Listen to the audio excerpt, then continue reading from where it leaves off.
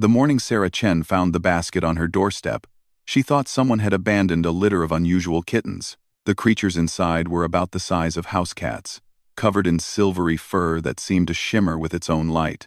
Their eyes were too intelligent, too knowing for any earth animal she'd ever seen. But what struck her most was how they reached toward her with tiny, clawed hands when she knelt down to examine them. "Well, aren't you beautiful little things?" she whispered, not knowing that her words were being translated by microscopic devices embedded in each creature's ear canal. Sarah had always been drawn to strays. Her small farm outside Portland had become an unofficial sanctuary for abandoned animals over the years. Her neighbors often joked that she collected broken things, animals, people, old furniture she'd restore in her workshop. What they didn't know was that Sarah collected broken things because she understood what it felt like to be unwanted. The three cubs, as she began calling them, were unlike any animal she'd encountered. They seemed to understand her instructions almost immediately. When she pointed to food bowls, they approached cautiously but with purpose. When she showed them a litter box, they used it without hesitation. Most remarkably, they appeared to be communicating with each other through soft, chirping sounds that had an almost musical quality. She named them based on their distinct personalities. Zara was the largest, with bold golden streaks through her silver fur and a fearless attitude that reminded Sarah of a young lion. Marcus was smaller but moved with incredible precision, his green-tinted fur helping him blend into shadows with uncanny ability. Luna was the smallest, her pure silver coat catching moonlight in ways that seemed impossible. But her eyes held a wisdom that made Sarah feel like she was being evaluated, rather than simply observed. What Sarah didn't know was that 40,000 light-years away, the Cathara High Council was monitoring every moment of this placement through quantum-linked sensors embedded in the Cubs' DNA. Commander Thex High stood before the massive viewing screen in the council chambers, his battle-scarred form tense with concern. The Cathara were a warrior race that had dominated their sector of the galaxy for over 10,000 years. Their young were traditionally raised in combat creches from birth, learning to hunt, fight, and kill before they could properly walk. But the galaxy was changing. New threats were emerging that couldn't be defeated through traditional warfare alone. "The experiment proceeds as planned," reported science leader Yuxana, her forearms manipulating holographic displays with practiced efficiency. "The human female has accepted the cubs without question. Her biometric readings indicate genuine maternal affection is already developing." "Humans," growled Thex High. "Weak creatures who've barely left their birth planet. What could they possibly teach our cubs that we cannot?" Yuxana's neck frills fluttered in what passed for amusement among her species. "That, Commander, is precisely what we're about to discover."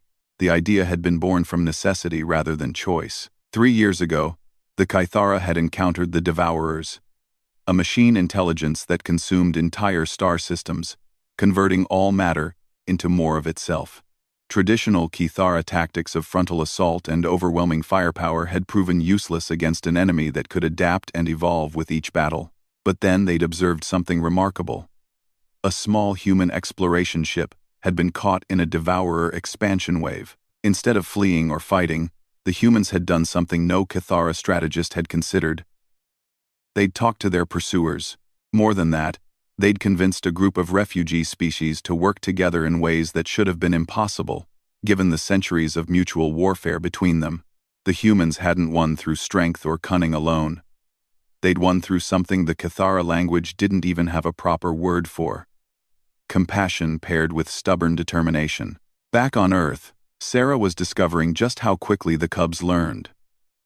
Within a week, they were opening doors and windows by watching her do it once.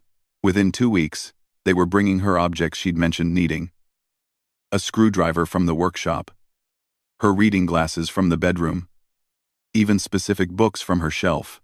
"You three are scary smart," she told them one evening as they curled around her on the couch while she read. Zara had developed a habit of resting her head on Sarah's shoulder, while Marcus positioned himself to watch the door, and Luna claimed Sarah's lap entirely. "Sometimes I wonder if you understand every word I'm saying." Luna looked up at her with those impossibly knowing eyes and made a soft trilling sound that Sarah could have sworn sounded like agreement. The cub's physical development was remarkable too.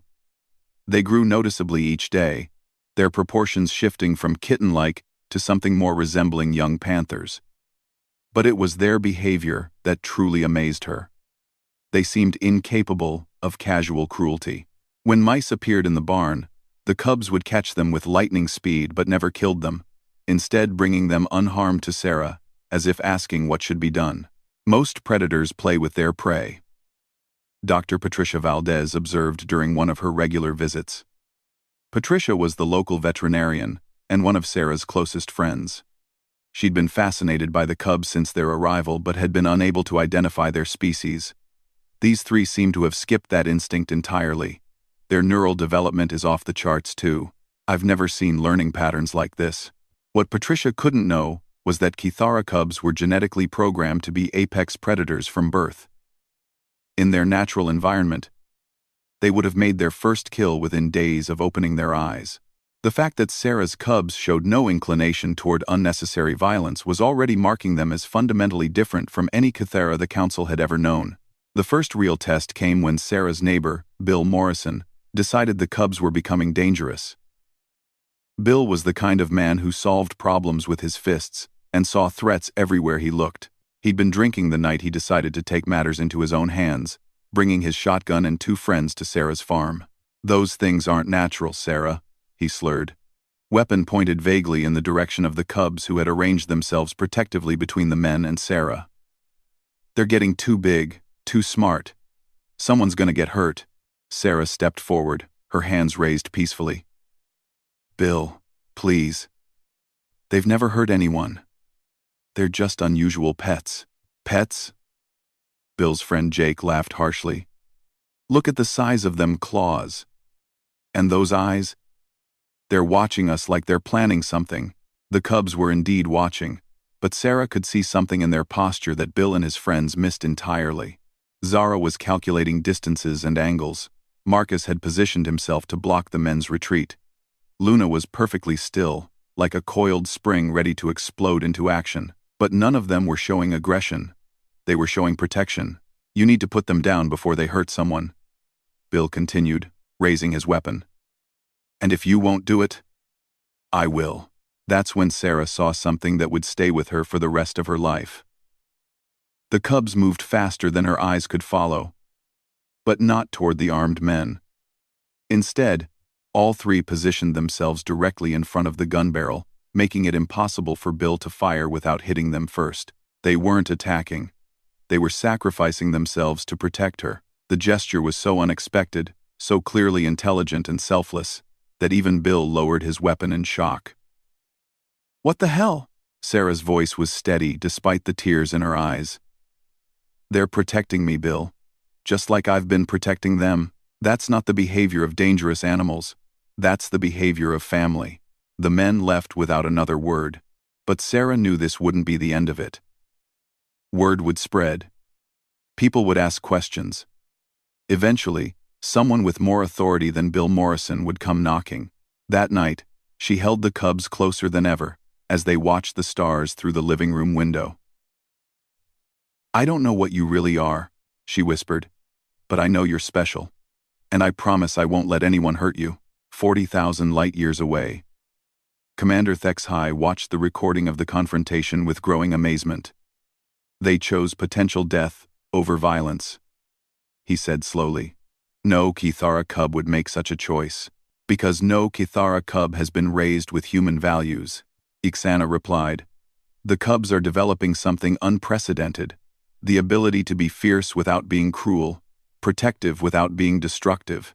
They're becoming warriors, but warriors unlike any our species has ever produced."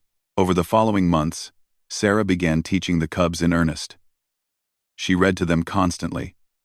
Everything from children's books to advanced physics texts. She worked with them in her shop, showing them how to use tools and solve mechanical problems.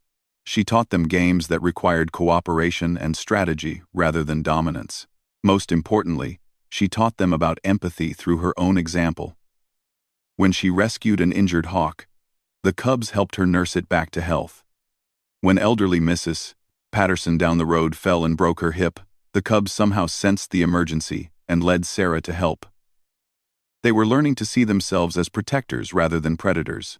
The cubs' physical capabilities continued to develop at an alarming rate. They could leap incredible distances. Their claws could cut through steel when necessary, and their reflexes were faster than any Earth creature. But they used these abilities only to help.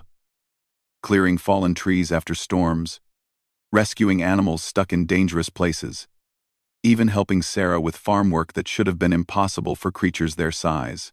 It was during a particularly bad winter storm that Sarah first glimpsed what the cubs might truly become. A tree had fallen across the main road, trapping a family in their car as floodwaters rose around them. The local emergency services couldn't reach them in time. Sarah grabbed her emergency kit and ran toward the scene, but the cubs reached the trapped car first. Working together with impossible coordination, they managed to lift the massive tree trunk just enough for the family to escape. The feat should have required hydraulic equipment and a full emergency crew. As Sarah helped the grateful family to safety, she noticed something that chilled her to the bone. The cubs weren't even breathing hard. For them, lifting a multi-ton tree had been no more effort than opening a door. That night, she sat them down for a conversation she'd been dreading. "I know you understand me better than I understand you," she began. "And I know you're not from Earth. The question is, what are you really? And why were you left with me?" Zara approached her slowly, placing one massive paw gently on Sarah's hand. The gesture was so human-like, so filled with affection and understanding, that Sarah felt tears well up in her eyes. "Whatever you are, wherever you came from, you're my family now," she continued. "But I think someday, someone's going to come looking for you. And when they do, I want to make sure you remember that strength doesn't have to mean violence. Power doesn't have to mean domination. You can be the fiercest creatures in the universe and still choose kindness first." The cubs exchanged those musical chirping sounds, and for a moment, Sarah could have sworn she heard something like agreement, like understanding, like love. In the depths of space, the Kithara Council was beginning to realize they had created something unprecedented. These three cubs, raised with human values but possessing Kithara capabilities, were developing into warriors the likes of which the galaxy had never seen. They would need every advantage they could get.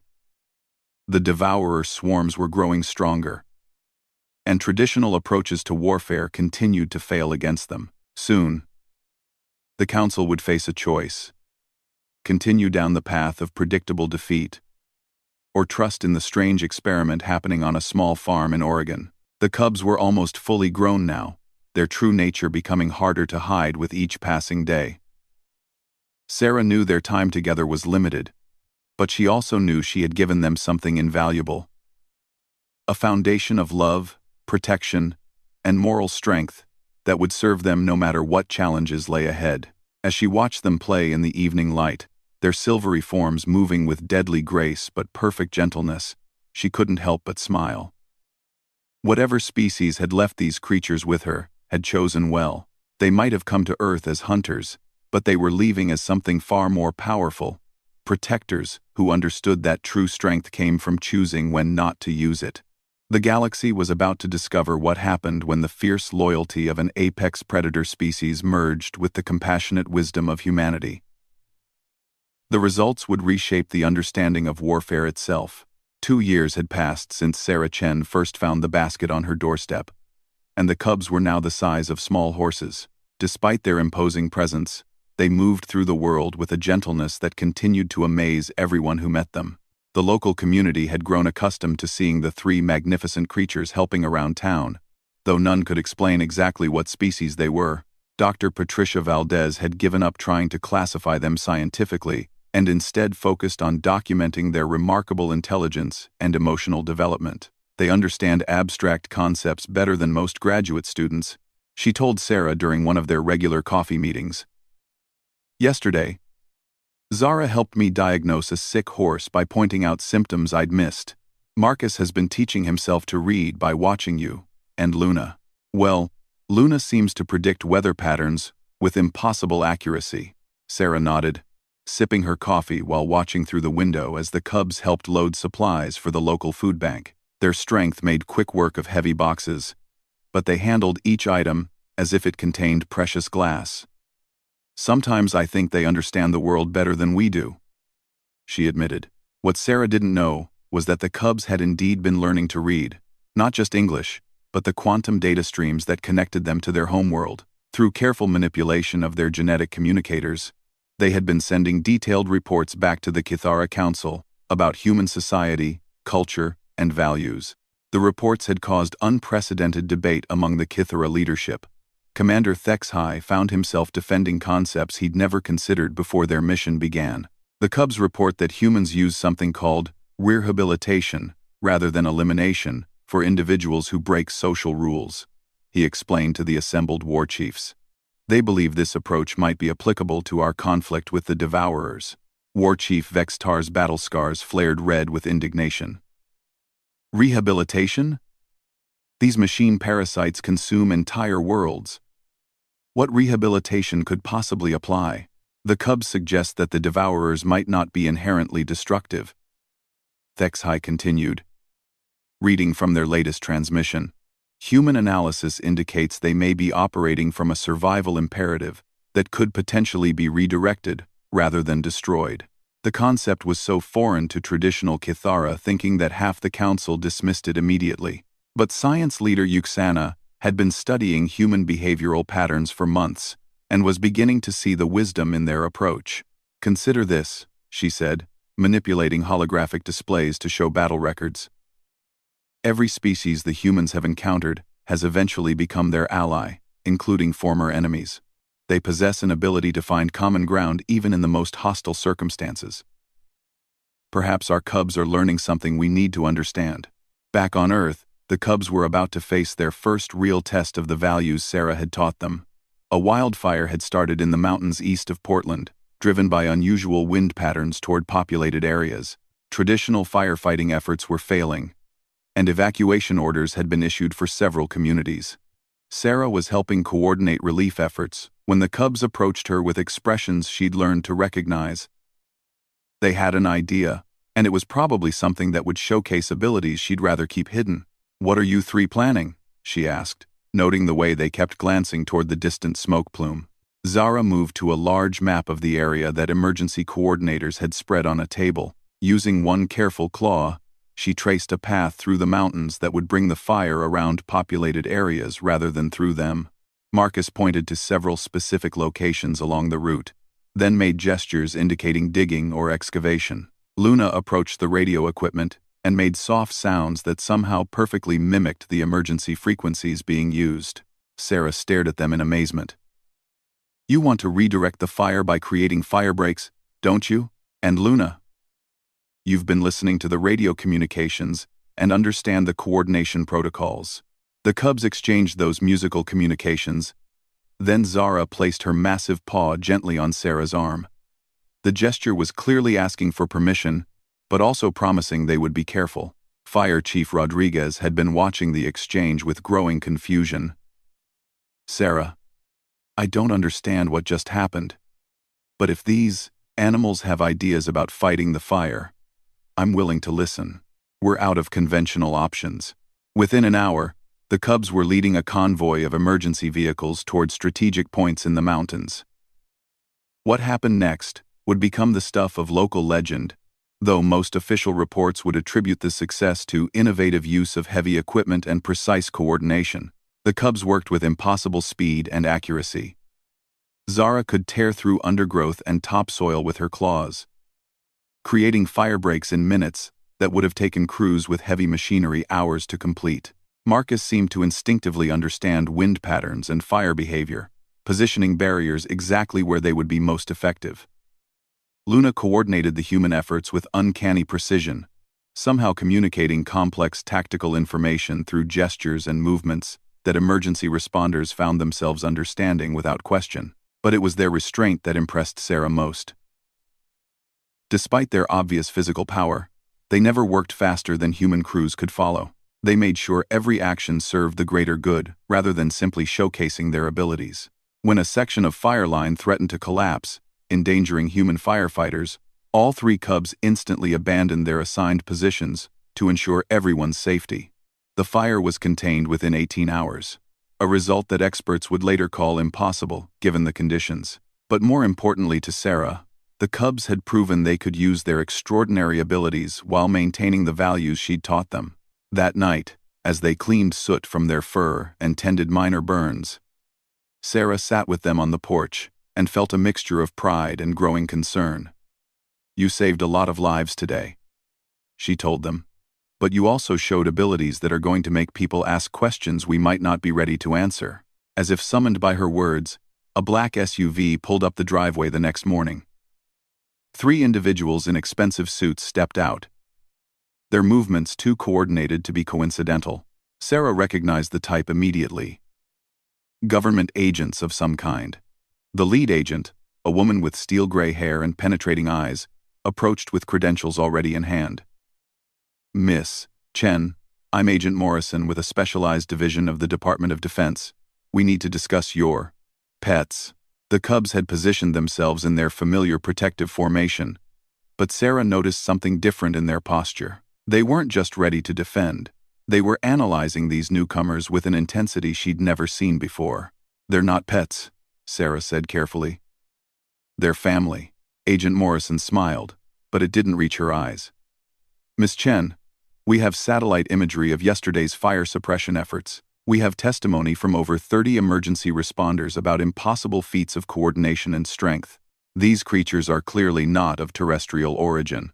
Sarah's heart sank, but she kept her voice steady. "I don't know what you think you saw, but we also have genetic analysis from fur samples collected at the scene," Morrison continued. "DNA patterns that don't match any known Earth species, along with technological elements that shouldn't exist in biological tissue." Zara stepped forward, placing herself directly between Morrison and Sarah. The agent's hand moved instinctively toward her concealed weapon, but stopped when she met Zara's gaze. There was intelligence there that was unmistakably sentient, but also something else. A kind of patient evaluation, as if Zara was determining whether this human represented a threat that needed to be eliminated or a problem that could be solved peacefully. "They're extraordinary," Morrison said after a long moment.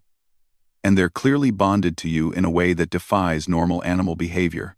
But Miss Chen, creatures with these capabilities represent either an incredible opportunity or a potential threat to national security. We need to understand what they are and where they came from." Marcus had moved to flank the other agents, not threateningly, but positioning himself to observe their equipment and behavior. Luna remained beside Sarah, but her eyes were fixed on the communication devices the agents carried. Sarah realized this was the moment she'd been dreading since the cubs first arrived. "If I cooperate with your investigation, what happens to them?" "That depends on what we learn," Morrison replied honestly. "If they're truly benevolent, as they appear to be, then we work together. If they represent some kind of advance, scout for an invasion." She left the threat unspoken. That evening, after the agents had gone with promises to return the next day with proper equipment and support personnel, Sarah had the most important conversation of her life with the cubs. "I think you understand more about what's happening than I do," she began. "Those people aren't going to go away, and I can't protect you from the entire government. But I want you to know that whatever you really are, whatever brought you here, you've become the best parts of both worlds. You have strength beyond anything humans can imagine, but you've learned to use it with wisdom and compassion." The cubs exchanged their musical communications for several minutes, clearly having a complex discussion. Then Zara approached Sarah's computer, carefully pressing keys with the tips of her claws. Words appeared on the screen in perfect English. "We are Kithara. We are warriors. But you taught us to be more than warriors." Sarah stared at the screen in shock. "You've been able to communicate in English this entire time?" More words appeared. "We learned quickly. But we wanted to learn your way of thinking, not just your words. Now we understand both strength and mercy, both power and love. The galaxy needs this understanding." Over the following days, as government scientists and xenobiologists descended on Sarah's farm, the cubs gradually revealed the truth about their mission and their species. They demonstrated their incredible abilities while simultaneously showing the restraint and wisdom Sarah had taught them. The scientists were amazed by their physical capabilities. Strength that could move mountains, reflexes faster than computer processing, senses that could detect threats across vast distances. But what truly astounded the research teams was their emotional and moral development. Dr. Elizabeth Harper, the lead xenobiologist, summarized her findings in a report that would reshape humanity's understanding of intelligence and warfare. These beings represent the fusion of apex predator capabilities with advanced moral reasoning. They possess the ability to end conflicts through overwhelming force, but they consistently choose to seek peaceful solutions first. They are, quite literally, the perfect warriors. Not because they can destroy anything, but because they understand when destruction is truly necessary versus when it should be avoided. The Cubs had been sharing everything they learned with the Kythera Council through their quantum communicators. The reports from Earth had created a revolution in Kythera strategic thinking. For the first time in their species' history, they were considering approaches to the Devourer threat that didn't involve total annihilation. Commander Thexhai stood before the High Council with 3 holographic displays showing his adopted cubs working alongside human emergency responders, teaching human children, and demonstrating problem-solving techniques that combined Kythera instincts with human innovation. They have become something we never imagined possible, he announced. Warriors who fight for preservation rather than domination. Protectors who understand that true victory sometimes means helping your enemy find a better path, rather than destroying them completely. The Cubs were now 18 months from full maturity, but they had already surpassed every Kythera warrior in terms of strategic thinking and tactical innovation. More importantly, they had developed something no Kythera had ever possessed: the ability to inspire cooperation in others rather than demanding submission. As winter approached, Sarah watched her adopted family prepare for challenges she was only beginning to understand. They spent hours each day in communication with their homeworld, sharing human knowledge and learning about the galactic threats that awaited them. But they also continued to help with farm work, play with the local children who had grown up seeing them as gentle giants, and curl up with Sarah each evening to watch old movies and read books together. "You're going to have to leave soon, aren't you?" she asked one night, as they watched the stars through the living room window. Zara's response appeared on the computer screen. "The galaxy calls us to fulfill our purpose. But we carry your teachings with us always. We are not just Kythera anymore. We are something new. Something the universe has never seen. And we will make both our species proud." Sarah smiled through her tears. She had raised 3 alien warriors with the power to reshape galactic civilization. But more than that, she had given them the wisdom to use that power responsibly. The greatest test of their hybrid nature was approaching faster than anyone realized. Deep in space, the Devourer swarms were detecting unusual quantum signatures from the Kythera sector. Signatures that suggested new forms of resistance were emerging. The machine intelligences began adapting their strategies, preparing for enemies unlike any they had previously encountered. They had no way of understanding that they were about to face warriors who had learned to fight not just with claws and fangs, but with empathy, creativity, and an unshakable commitment to protecting all life. The Cubs were ready to show the galaxy what happened when the fierce strength of apex predators merged with the boundless compassion of humanity. The universe would never be the same. The day the Cubs reached full maturity, Sarah Chen woke to find them standing in formation on her front lawn, facing the eastern sky. Their bodies had completed the final transformation overnight. They now stood nearly 8 feet tall, their silvery fur gleaming with an inner light that seemed to pulse with their heartbeats. But it was their eyes that showed the most dramatic change. The innocent wonder of cubs had been replaced by the focused intensity of apex predators, tempered by something Sarah recognized as profound wisdom. Zara approached the house and carefully typed on Sarah's computer one final message: "Mother, it is time. The galaxy calls, and we must answer. But we go not as destroyers, but as healers. You have given us the greatest weapon of all. The knowledge that true strength protects rather than dominates." Sarah stepped outside, her heart breaking and swelling with pride simultaneously. These magnificent beings had been her family for 3 years, but she had always known this day would come. "Are you ready?" she asked softly. Marcus moved to her side, gently resting his massive head against her shoulder in a gesture of affection that would have seemed impossible from such a fearsome-looking creature. Luna approached from the other side, her pure silver form radiating calm determination. "We are ready," appeared on the computer screen. "But we will return when the galaxy is safe. This world will always be our true home." High above, a ship that had been cloaked in Earth's orbit began its descent. The vessel was unlike anything human technology could produce. Organic curves flowing seamlessly into crystalline structures that seemed to bend light around them. As it landed in Sarah's fields, she saw Cathara warriors emerging, their battle-hardened forms moving with deadly precision. But the most imposing figure was clearly their commander, standing nearly 10 feet tall, covered in scars that told the story of 1,000 battles. Commander Thexhai approached with the bearing of someone who had never encountered an enemy he couldn't defeat. Yet when he saw the three cubs, something remarkable happened. This legendary warrior, feared throughout the galaxy, knelt before them in a gesture of respect. "My cubs," he said in perfectly accented English, "you have exceeded every expectation. The reports from this world speak of warriors who fight with both fang and heart, who possess the strength to destroy worlds but choose instead to nurture them. You have become what our species never dared to dream. Protectors who understand that true victory means ensuring everyone survives to fight another day." Sarah stepped forward, suddenly feeling very small, surrounded by these enormous alien beings. "Commander, I need to know. Will they be safe? Will the values we've taught them be respected?" Thexhai turned his attention to her, and Sarah was surprised to see something like gratitude in his predatory eyes.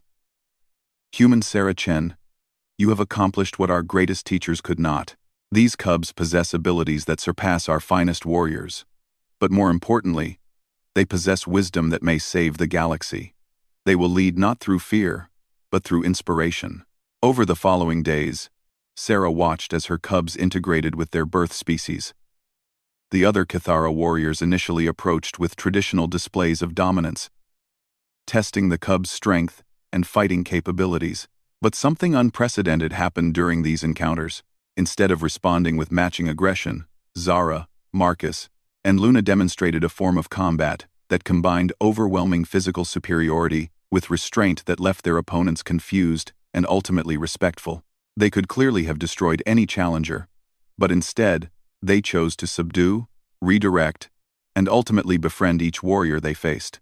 Dr. Patricia Valdez, who had been granted special clearance to document these interactions, was amazed by what she witnessed.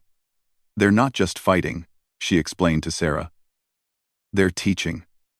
Every engagement becomes a lesson in how strength can be used to protect rather than dominate. The other Cathara are learning a completely new form of warfare, but the real test was coming." Deep space monitoring stations had detected massive devourer swarm movements heading directly toward the Cathara home sector. Traditional estimates suggested complete system annihilation within 6 months. The cubs' training period was being cut short. They would face their ultimate challenge with only weeks of preparation alongside their birth species. The night before departure, Sarah sat with her adopted children one last time under the stars they would soon travel among. The cubs had grown too large to curl up with her as they once did, but they arranged themselves protectively around her chair, creating a circle of silver-gleaming guardians. "I want you to remember something," she told them quietly.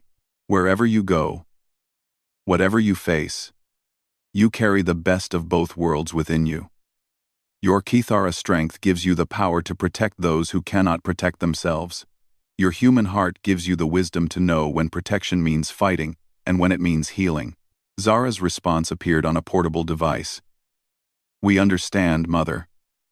The galaxy has known only predators and prey. We will show them there is another way. The way of the Guardian. We will teach others that true strength comes from choosing when not to use your power." The departure was both heartbreaking and magnificent. As the Cathara ship rose into the morning sky, Sarah watched through tears as her cubs pressed against the viewing ports, their forms silhouetted against the stars they were traveling toward. She had given them everything she could. Now, they would show the galaxy what they had become. The journey to the Kithara homeworld took 3 weeks, during which the Cubs continued their integration training. But they also did something unprecedented. They began teaching their fellow warriors human concepts of cooperation, mercy, and creative problem-solving. War Chief Vextar had initially dismissed these ideas as weakness, but changed his mind after witnessing a training exercise where the Cubs coordinated a perfect battle scenario with 0 casualties among both allies and simulated enemies. "This is impossible," he declared. "Warfare always results in losses. Victory requires sacrifice." Marcus approached the massive war chief and typed his response on a translation device. "Human warfare seeks victory. Kithara warfare seeks domination. We seek protection. When your goal is to protect everyone, including your enemy, you discover tactics that seemed impossible before." The Cubs demonstrated this philosophy through a series of simulations that left the Kithara Tactical Command speechless. They developed strategies that turned enemies into allies, redirected aggression into cooperation, and achieved victory through approaches that traditional Kithara doctrine considered fantasy. But the ultimate test came when the Devourer swarms entered Kithara space. The machine intelligences had evolved since their last encounter with biological species. They no longer simply consumed everything in their path. They had developed psychological warfare capabilities, broadcasting despair-inducing signals that caused most species to surrender before physical combat even began. Traditional Kithara battle groups met the first wave with characteristic fury, but found themselves overwhelmed not by superior firepower, but by an inexplicable sense of hopelessness that sapped their will to fight. Entire fleets found themselves unable to engage, paralyzed by artificially induced despair. That's when the Cubs requested permission to attempt first contact. First contact? Commander Thexhi's battle scars flared crimson. These are machines bent on consuming all life. What communication is possible? Zara's response was transmitted to the entire fleet. "Mother taught us that every conflict begins with misunderstanding. The Devourers consume because they believe consumption is survival. Perhaps we can show them another way." Against all tactical doctrine, the Cubs were granted permission to approach the Devourer swarm in a single ship. As they drew closer, the psychological attacks intensified to levels that should have rendered any biological being catatonic with despair. Instead, Luna began broadcasting something the machines had never encountered: hope, paired with unshakable determination. Not aggressive defiance, but calm certainty that a better solution existed. The effect on the Devourer swarm was immediate and unprecedented.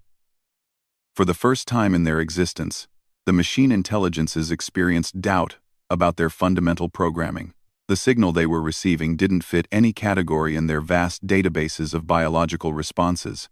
Marcus began transmitting complex mathematical proofs, demonstrating how cooperation yielded greater resource efficiency than consumption. The calculations were elegant, undeniable, and completely alien to Devourer logic. Zara contributed tactical analyses, showing how protection-based strategies achieved better long-term outcomes than domination-based approaches, using examples from thousands of human conflicts throughout history. The Devourer swarm stopped advancing. For the first time since their creation, they were experiencing something like curiosity. The first communication exchange lasted 18 hours.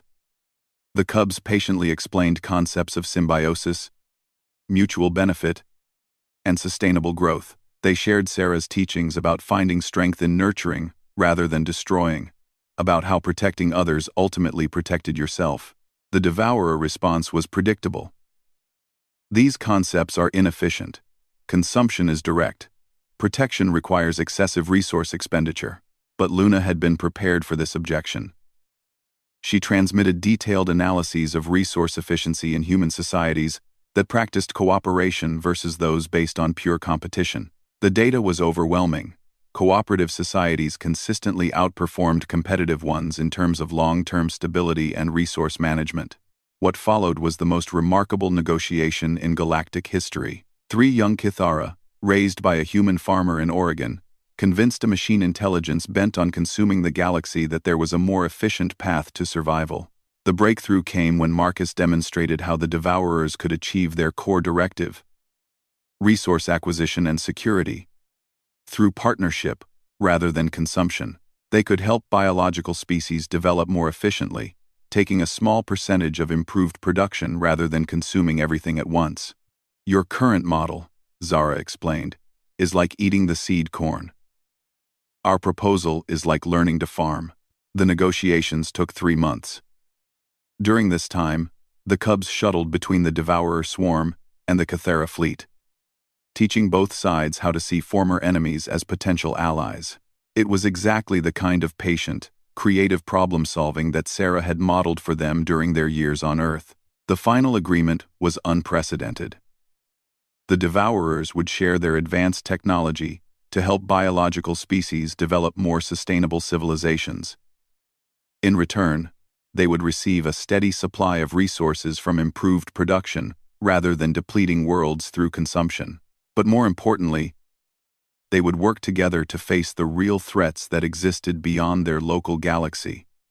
Dangers that required the combined strengths of biological creativity and machine precision. Commander Thex High witnessed the signing ceremony with a mixture of awe and disbelief.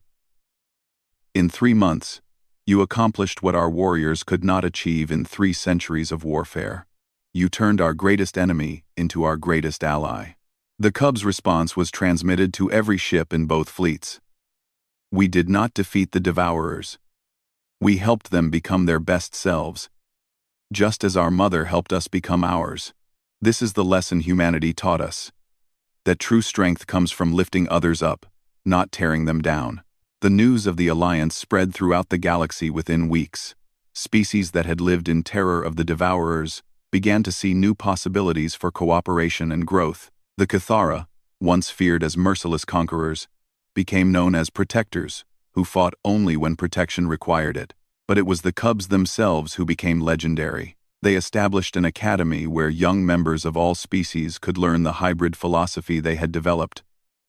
The fusion of human compassion with Cathara strength, of machine logic with biological intuition. Students came from across the galaxy to learn what Sarah Chen had taught 3 alien Cubs in Oregon. That the greatest warriors are those who understand when not to fight, and that true power comes from choosing to protect rather than to dominate.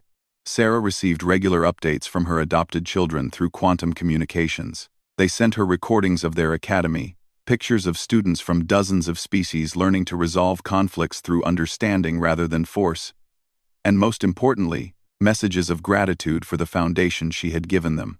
The galaxy is changing, Mother.